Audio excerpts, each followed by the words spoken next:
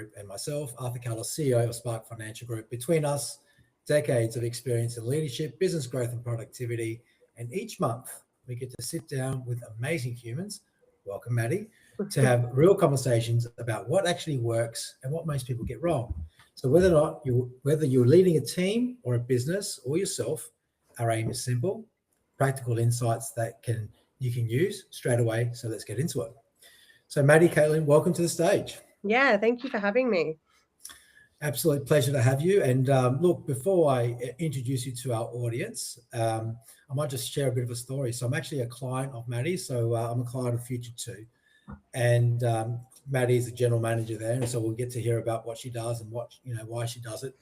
But in terms of my experience, look, I had a couple strikes in terms of getting things wrong. So as part of this forum, it's all about sharing, when those things go wrong and, what did you do about it to get it right? And so what I did do right was partner with Future 2 in terms of embracing and executing our Profit for Purpose mission with Spark. And look, since that decision, it's been an absolute pleasure. So professional, the governance in place, the trust I have to make sure that our cohorts, efforts and donations are well handled and aimed towards particular grants that align to our purpose, which is around financial capacity, financial literacy, financial education, which is really the pillars of Future 2. I'm probably stealing your thunder here, Maddie. Am I doing a good job? You're doing an excellent job. I'll keep going. But really the encouraging thing about Future 2, it actually is the foundation for the financial services profession. So why didn't I get it right sooner? Maybe I wasn't paying enough attention, but absolute delight to be working closely with Future 2. And Tiny Foxes was the group that I assisted with the grant through the program. But amazing efforts so far to date. But look, welcome to the stage, Maddie. That's been my story.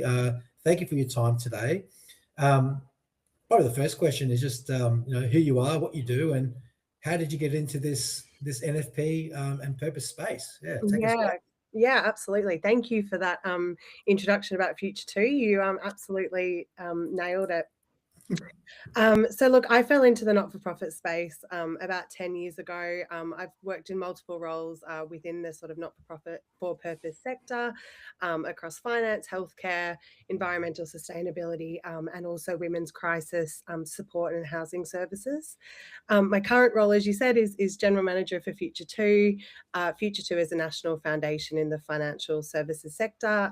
We essentially exist to build stronger financial futures for Australians in need. And that's through supporting programs that improve financial wellbeing. Awesome. So look, reflecting on that, at some point in time, as businesses grow and success grows, there might be, leaders out there or owners out there that want to branch out and start giving back. So similar to us in terms of our group, that's exactly what we've gone and done. But if someone's thinking that way, obviously, Future 2, if you're in the financial services or broader potential, industry, but how do they learn more? What's the first step that they need to probably take on, or maybe avoid in some of my cases? What would be your suggestions there?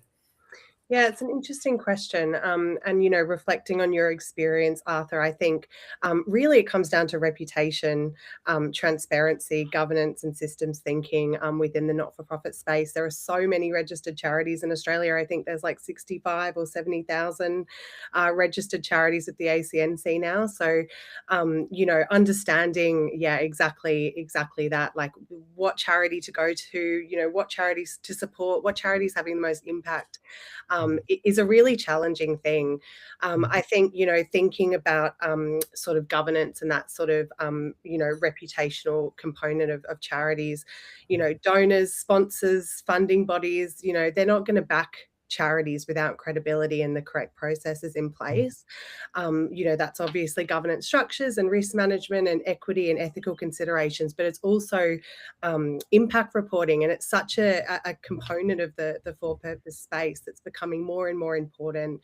Being able to communicate impact is essential, particularly in a time where it's so easy to support so many different charities. So I think just making sure that you're bringing it back to your core purpose, and Future 2 to exist to build financial well-being and to support financial well-being for Australians in need, and being able to, show exactly how that's happening is really important. And it's certainly something that we pride ourselves on. And I'm sure, what attracted you to supporting Future 2 as well, Arthur. Yeah, definitely. Yeah, look, I'm a complete advocate, and we'll continue supporting moving forwards.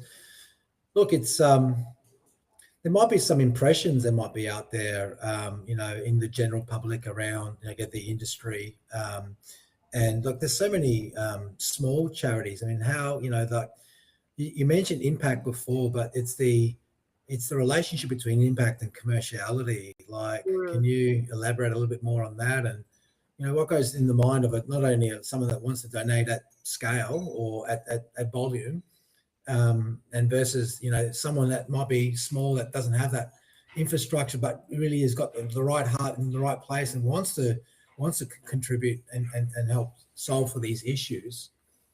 How does that then work? Yeah, for sure. I think there's a common kind of misconception in the for-purpose space about, having your heart in the right place is enough to create change. And unfortunately, in a landscape where there are 65,000 charities, hopefully that statistic's correct. There's so many charities in the not-for-profit space. I think the reality is that it's a highly competitive environment. And reflecting on sort of why I got into the for-purpose sector and what keeps me here, probably unsurprisingly, it comes back to impact and being able to see that the work that I'm doing is helping change people's lives. But more than that, it's solving real problems for real people's, but within real constraints. And I think that sort of challenge is what attracts me most to the sector, and what I really love about it. It's the challenge of being outcomes driven with limited resources, combining impact with the commercial mindset, as you touch on there. Also the challenge of being accountable to both mission and community, but also to funders, board, and other key stakeholders. I think is definitely something that keeps the space interesting. But look, it's a competitive environment and funding landscape, and economic pressures and all sorts of things, of course, impact charities' financial sustainability. And it's a hot topic of conversation, I'm sure, for many, if not all, charities in the sector at the moment. How does a company, for me, it's kind of like, how does a company decide I want to actually, donate to a charity? Not how do they pick? I think that's probably harder, especially with 65,000. But is there a certain revenue a company needs to be bringing in order to be able to go, you know what, I've got some spare funds and I want to be able to do it? What makes, how do they decide? For me, it's like, I'm sure lots of businesses would go, I'd love to give back. I'd love to be able to support something that's important to me, whether it is financial education or cancer or, childhood diseases. How do they go about deciding? It's a really interesting question. I think Future 2 is a small charity. I've also worked for large charities. I think it depends probably firstly on the size of the organisation. So, an organisation as grassroots as Future 2, we're grassroots ourselves and we support grassroots programs. To be honest, like, $100 donation goes a long way for us, So I think it is a bit about the scale of the charity itself. But, more than that, I think there's also other ways that you can get involved. It doesn't necessarily have to be a financial contribution, for example. If you're a small organisation and you are looking to give back, it might be a volunteering opportunity, or it might be, there's a really great example of one of our grant recipients who won in the last couple of years that is called Financial Superwomen, and they support women who are escaping domestic violence by providing them with financial literacy resources, and they rely on people from within the industry to actually update those resources, or deliver a program or a workshop, or go onto the website and check that the superannuation information is still accurate and up to date. So there's heaps of those kind of opportunities, but I think look, a bit of both, a bit of the size of the charity and a bit of the type of opportunities and ways in which you can get involved. Yeah, there was. I think we need to know. Yeah, sorry. Go ahead, Kylie. I think we need to know more about this, right? I'll tell you an experience I had about 5 years ago. I've always done some form of volunteer work throughout my life, ever since I was 18, whether it was helping in an aged care facility or, counselling, pro bono, things like that. I've always done something to give back. And I have 2 young daughters, okay, and about 5 years ago, I wanted them to come and do some volunteer work with me. I wanted them to actually give back and to contribute to society in a way that was meaningful for them, okay? And I went around looking at lots of different places that I could go and donate our time, whether it was making sandwiches for children in a school. And we were knocked back on so many occasions because they were under 18 and they didn't have the insurance for it, okay? So we weren't allowed to go and do something like that. So I ended up fostering.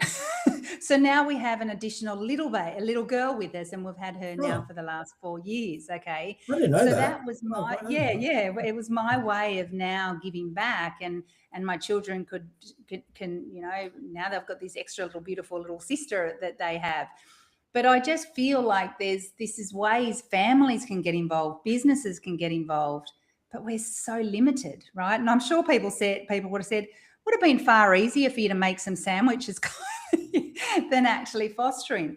But it wasn't about me making the sandwiches. It was actually about my children actually making an impact in this world and making an impact to humans, right? So I just wish that more people would do what you do every single day, Maddie, and give back, and even if they are working in ways that doesn't have to be monetary, but could be volunteering for a day, or it could be, Well, I think as an organisation matures, I think it has to be on the agenda. I mean, I'm not sure what Maddie sees, but I mean, when you're first starting out, whether it be, a small family business that, over time grows and its people, staff base grows and its client base grows and its impact and presence and role in its local community grows, responsibility and impact in what they do. I think at some point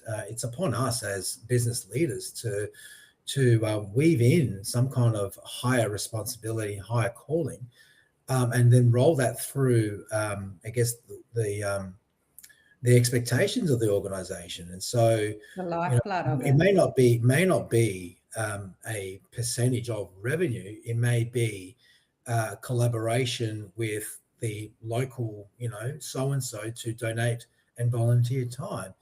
And the benefits are enormous, not only to the recipient of that time, but in terms of the building of culture within an organisation, the feeling of belonging, the feeling of having a broader purpose resonates right through. So we did that early on in Spark, where this space was introduced to me, but I actually wove it into our expectations organisation to actually donate profits to purpose.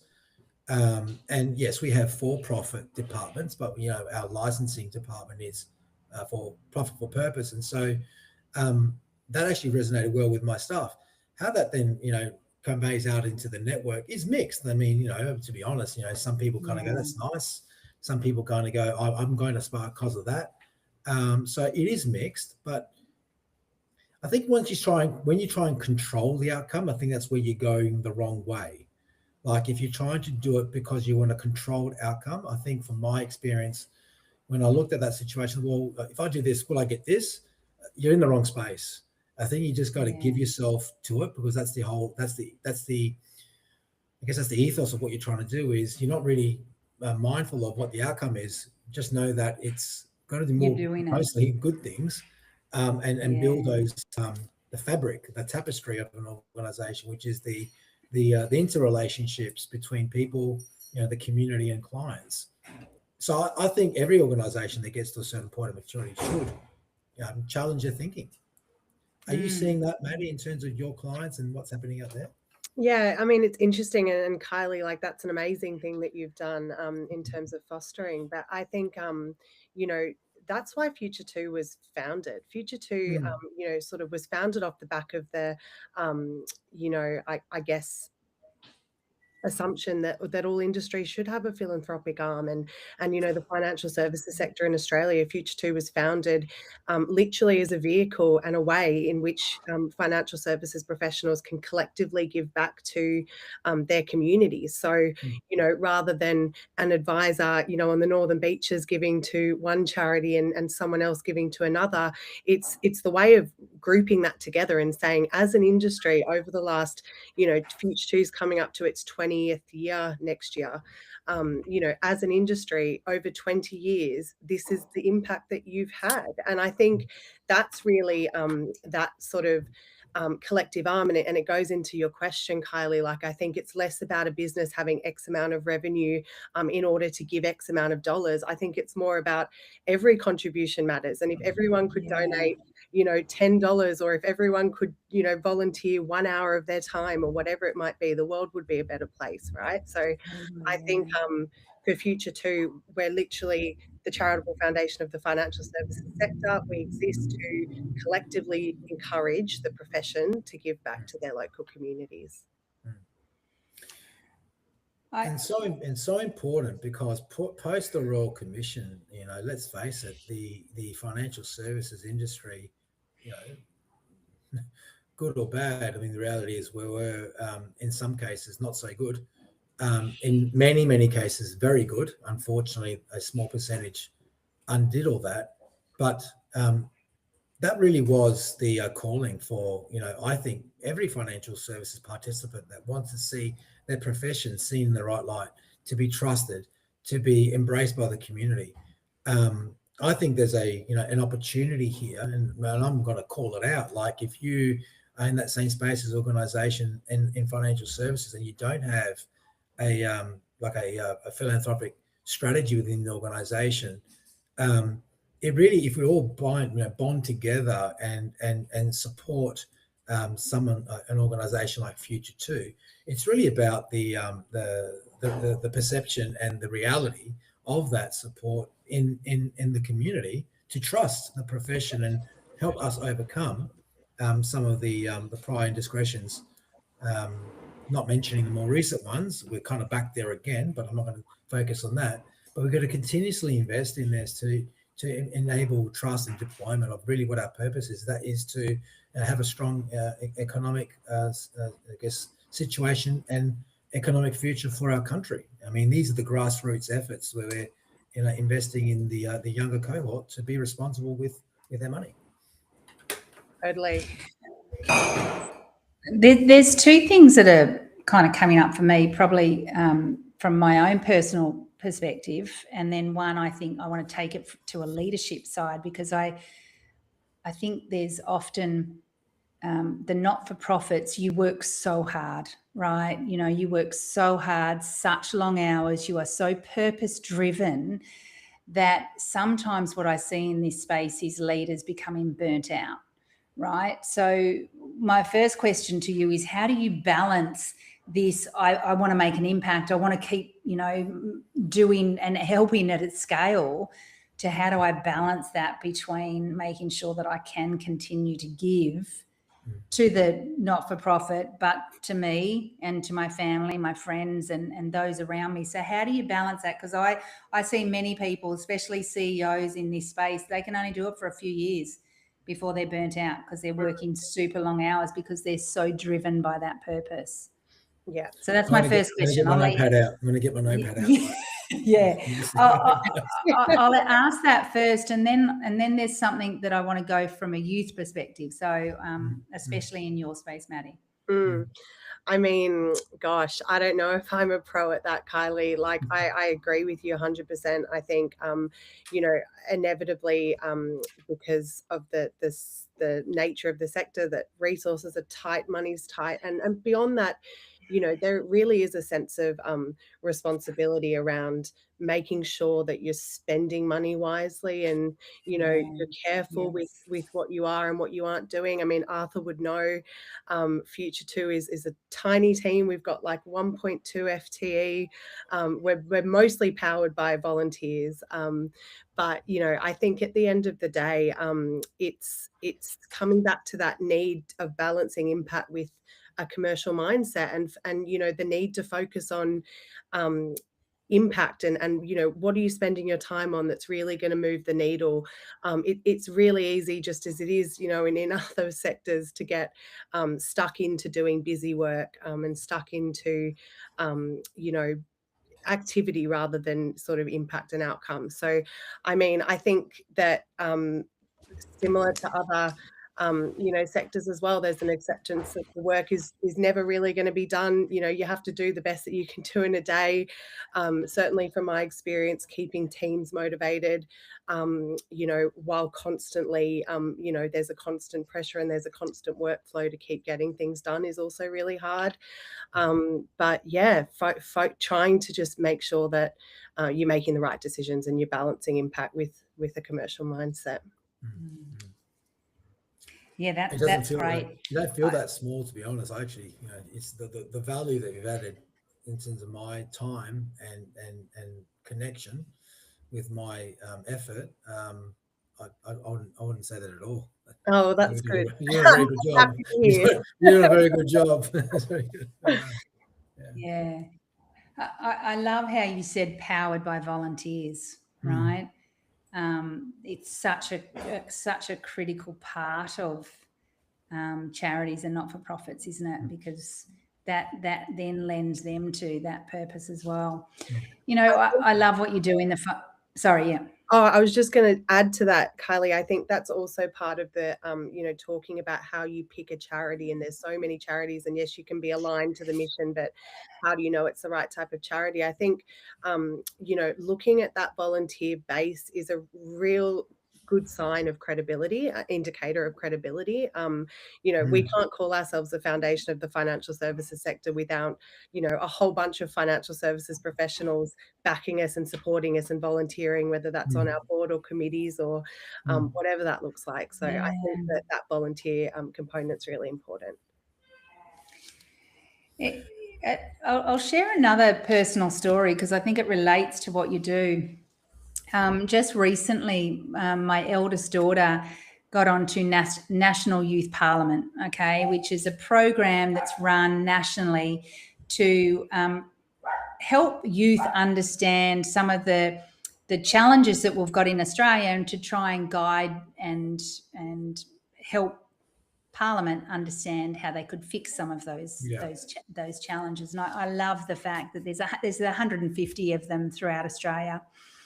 And one of the call-ins that got Sophia into doing this was, there was two things. It was the foster system. So how do we fix a broken system or a very fragmented system? And then the second one was, how do we help more so aging females to have better understanding of finances, right? So very much with kind of where you support and educate around financial literacy. So how do younger people get involved in these kind of charities like yours, Maddie? And when I say younger, I'm not talking 13-year-olds, I'm talking 16, 17-year-olds that we know at that younger generation are very, very much purpose-driven. They are very much environmentally and socially aware. And I'd love to see us to be able to leverage that and start to hear some of those voices, because they are our future. Totally. It's a really good question. I think leveraging that generation and you know, their desire to contribute from a social impact perspective is really important. Interestingly, one of our grant recipients last year is all of our recipients as broadly within financial wellbeing, that sort of financial literacy space. And one of the recipients from last year actually was volunteering for a cause that he had once benefited from. So, when he was younger, he was part of a program that was all about sort of financial literacy and budgeting and superannuation. And then in the impact report that we received from them, it was talking about how that individual now, volunteers and works with the organisation as a way of, sort of giving back to something that once really helped him. And I think, Arthur's support of Future too, and through that, we've partnered to fund the Tiny Foxes Life Skills Academy, which is a financial literacy program for kids in schools, so they learn about budgeting and superannuation and investing. And I just think, to be honest, the more programs like that we can support, targeting that sort of younger demographic, my hope is that from there they see the value of of philanthropy and of these programs that are supporting people and Australians in need, and then they carry that through to their sort of adult life or later life, late teens, early 20s, whatever it is. I think that's important because, again, I don't know the exact stats because I can't remember it, but Sophia was sharing with me some pretty low stats to show how many schools actually have financial wellbeing and financial literacy in them.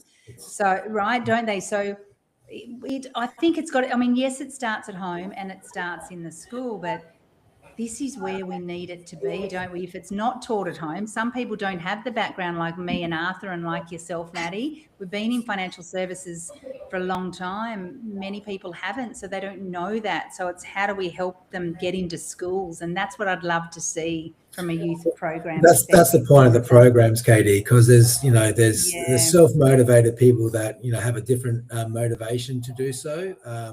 There's obviously, compliance and I guess risk, and there's also the scalability of it. And so, I'm not here to, not give credit to the efforts of some that I'm really motivated to present in front of a small group of 15 to 20 school students as an advisor.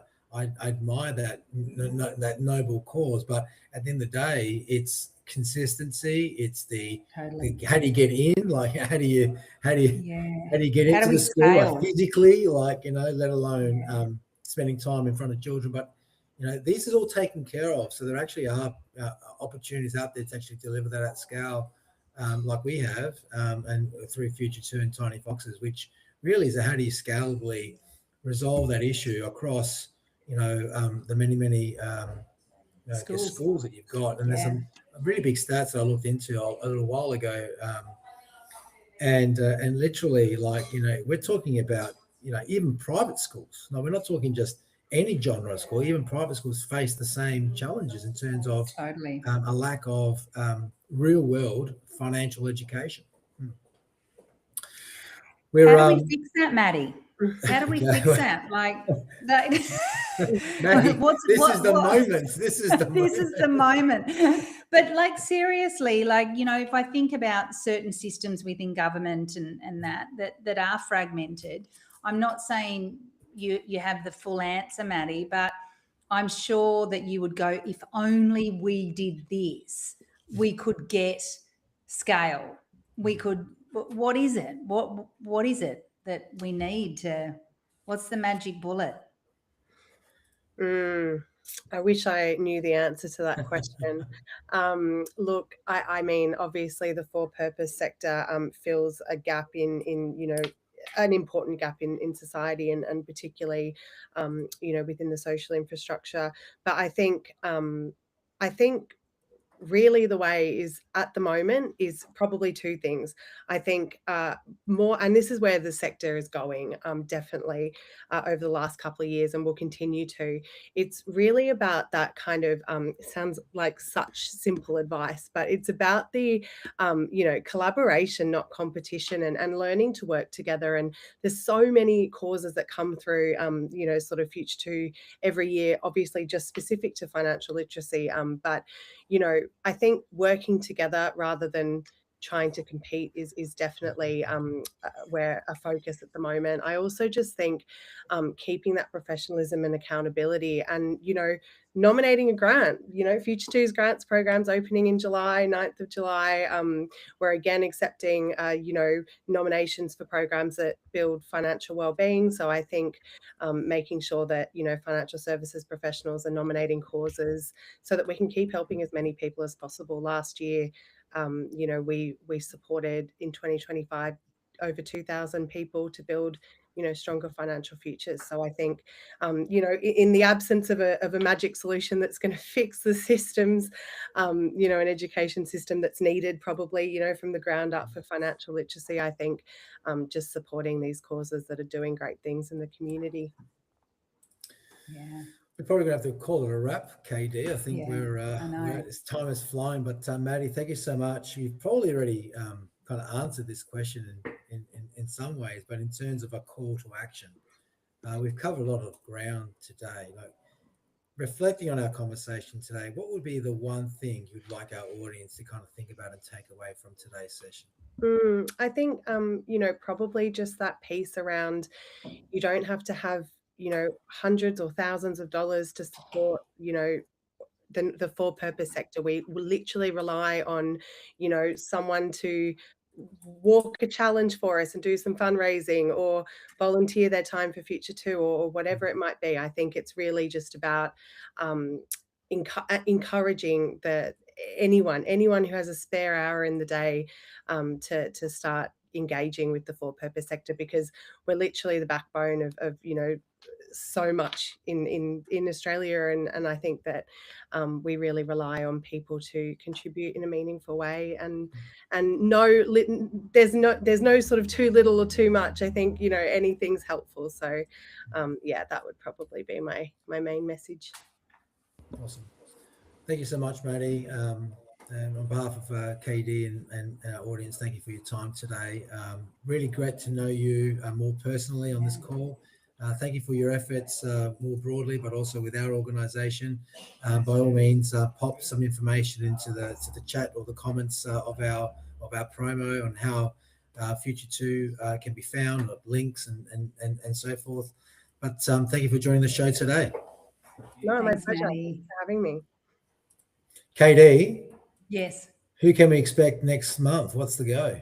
We have Prosper, and Prosper is an amazing author, and really looks at marketing through the lens of how do we actually start to build our own brand rather than relying on the algorithms of social media.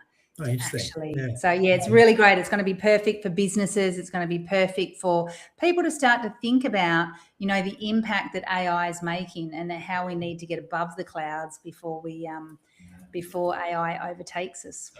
Interesting. All right. Well, Katie, see you next month. Maddie, thank you so much, and see you next time. See you later. Yeah.